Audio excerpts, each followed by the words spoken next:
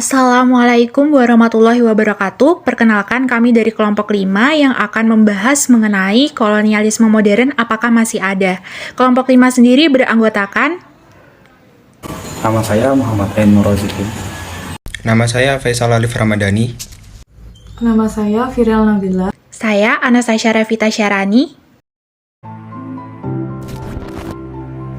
76 tahun sudah Indonesia merayakan kemerdekaan dari penjajahan kolonial Belanda.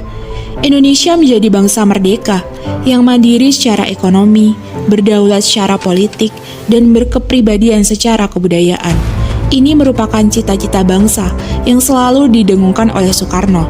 Namun, apakah cita-cita mulia bangsa ini telah tercapai? Apakah kita sudah sepenuhnya terbebas dari kolonialisme di era modern ini? Itulah yang masih menjadi tanda tanya.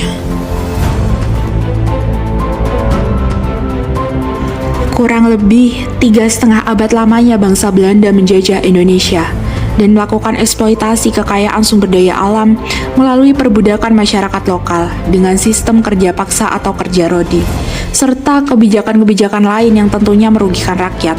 Mereka juga berhasil membangun wacana kebenaran secara ideologis untuk menjustifikasi tindakan penjajahan dan menghancurkan nilai-nilai kultural lokal.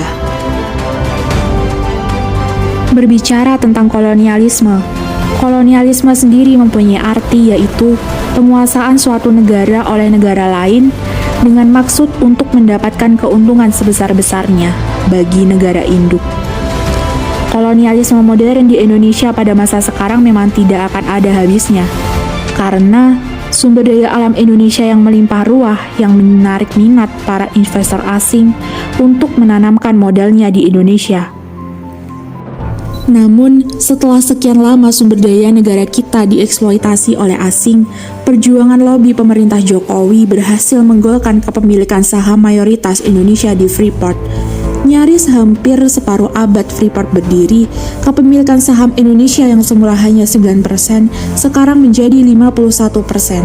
Lalu, mengakuisisi Blok Mahakam yang sudah 43 tahun dikelola Total yang kemudian memberikan kepemilikannya 100% kepada PT Pertamina Persero, hingga mengambil alih Blok Rokan yang sudah dikuasai 97 tahun oleh PT Chevron Pacific Indonesia. Presiden Jokowi mengatakan bahwa alasan utama berbagai aksi ini adalah untuk mengamankan serta menjamin keberlanjutan sumber daya alam Indonesia ke depan. Selain itu, pemerintah ingin melakukan hilirisasi agar bisa mendapat nilai tambah dari kekayaan alam tanah air. Alasan kelompok kami mengambil topik ini adalah untuk memberitahu dan menyadarkan masyarakat di luar sana bahwasanya Indonesia masih belum bisa dikatakan merdeka dari kolonialisme, karena tidak dapat dipungkiri bahwa Indonesia sendiri masih belum bisa sepenuhnya lepas dari asing karena adanya berbagai keterbatasan. Kolonialisme modern masih ada, terlihat nyata, dan masih sangat bisa dirasakan keberadaannya. Munculnya PT Freeport dan perusahaan asing lainnya masuk ke Indonesia merupakan suatu sejarah yang dimulai dari masa Orde Baru. Mereka semua ini mensponsori dengan cara menggulingkan Presiden Soekarno dari jabatannya. Hal ini dikarenakan memang Soekarno yang menentang keras dari aksi kolonialisme. Sesaat lengsernya Soekarno dari kursi kepresidenan, tidak lama muncullah undang-undang yang memperbolehkan penanaman modal asing di Indonesia.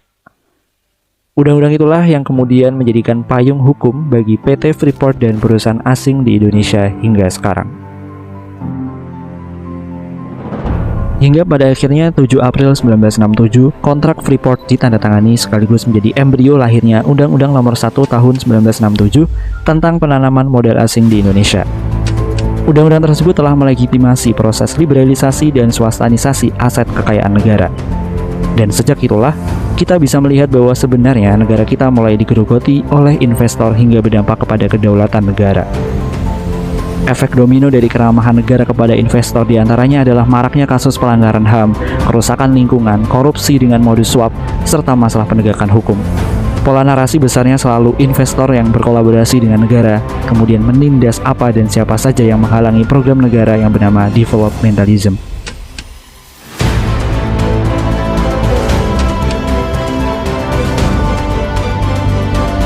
Di balik soal divestasi Freeport, kami kembali mengingatkan bahwa di balik berdirinya tambang Freeport terdapat jejak pelanggaran HAM dan lingkungan. Berdasarkan laporan dari Amnesty International, mencatatkan sepanjang tahun 2010 hingga 2018, terdapat sebanyak 95 korban serta 69 kasus pelanggaran HAM. Keterlibatan meliputi 39 korban yang dilakukan oleh polisi, 27 kasus dilakukan oleh polisi dan militer, dan 1 korban Satpol PP, 85 korban etnis, dan 10 korban non-Papua, di mana semua kasus tersebut terkait dengan kegiatan politik maupun non-politik di kawasan PT Freeport Indonesia.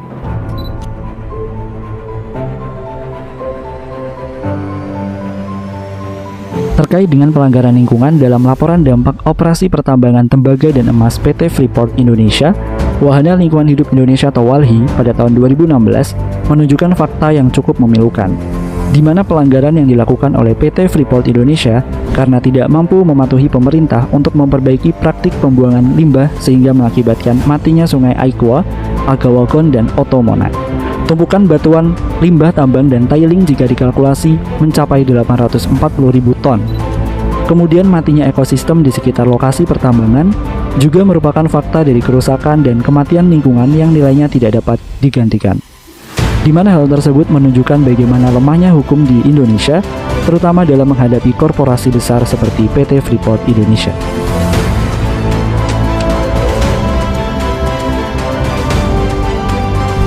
Di beberapa negara, kehadiran perusahaan multinasional atau yang biasa disebut MNC memberikan dampak positif bagi perkembangan negara tersebut. Contohnya di Singapura, adanya MNC mempercepat pertumbuhan ekonomi di sana. Namun, meskipun kehadiran MNC memberikan dampak positif bagi perekonomian negara penerima, kehadiran MNC di suatu negara lebih sering menghadirkan ancaman bagi negara tersebut. MNC seringkali menjadi instrumen eksploitasi dan perpanjangan dari praktik imperialisme negara kapitalis yang berkuasa. Kekuatan monopoli dari MNC kemudian akan menyebabkan terjadinya pembangunan yang tidak merata berupa terfokusnya kekayaan pada salah satu kelompok masyarakat. MNC seringkali memiliki ikatan kuat pada negara asalnya. Hal ini menyebabkan MNC cenderung mewujudkan kepentingan nasional negara asalnya. Kebijakan yang dikeluarkan perusahaan juga seringkali disesuaikan dengan kebijakan ekonomi dan kebijakan luar negeri negara asal MNC tersebut. Hal ini harusnya dapat menjadi perhatian lebih bagi negara penerima MNC tersebut untuk tidak boleh lengah menyikapi keberadaan MNC. Pemerintah harus berperan dalam proses nasionalisasi MNC melalui perbesaran partisipasi peran pemerintah dalam berbagai proyek joint development. Hal ini dimaksudkan agar pemerintah tetap dapat melakukan kontrol pada setiap MNC yang beroperasi di negaranya, sekaligus tetap memperoleh pemasukan berupa modal luar negeri. Pemerintah juga harus selalu mengawasi penerimaan pajak, kebijakan kredit, keseimbangan anggaran belanja, restriksi perdagangan, dan merancang perencanaan ekonomi dengan baik untuk menghindari munculnya ketergantungan negara pada MNC.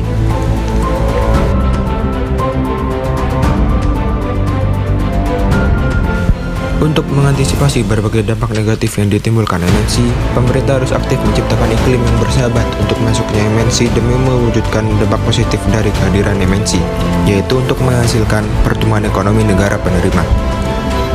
Serta, pemerintah tidak boleh lengah dalam mengontrol keberadaan MNC. Perlu adanya kontrol kuat untuk memastikan agar kehadiran MNC tidak menjadi bumerang bagi pertumbuhan ekonomi di negara sendiri.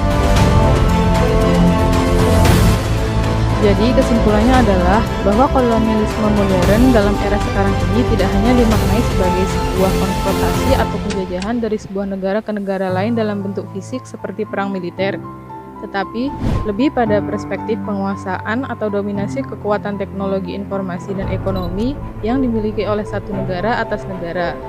Era globalisasi sering dipahami sebagai perang terbuka dalam hal ekonomi, karena ada persaingan antar negara dan terjadi dominasi negara kuat ke negara lemah.